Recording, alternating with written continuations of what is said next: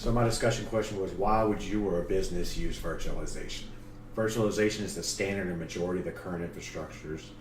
Virtualization adds a huge layer of security for an infrastructure or to an infrastructure. It allows you to clone the server to test out a patch in another environment before deploying it back to the main server. You can build redundancy for very minimal cost. Investing in a server chassis that has room for expansion is not expensive. You as a business or a person can slowly add on as time goes by to meet the new requirements for that specific server. From my perspective, the security aspect was the selling point. I've seen two of my clients that I work with, servers get infected by crypto malware. Well, that was a simple fix. We took the server down, we wiped it, we reloaded the previous versions for the backups, and redeployed the server virtually again without, having to bother too much with it.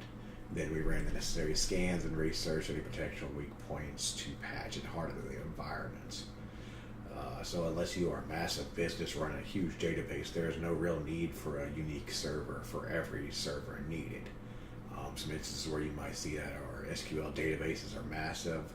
I'll definitely say that in that instance you may need a unique server.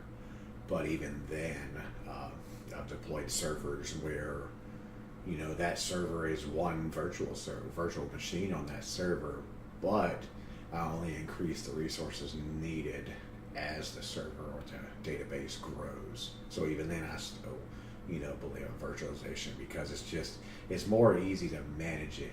Imagine the amount of time it takes you to redeploy the same server again when you can always have a backup of that server, whether it be in the cloud or a backup of it, have running two different virtualization machines on that same server, and you can kind of test back and forth. So there's so many points I really wouldn't see anything wise place wouldn't use it.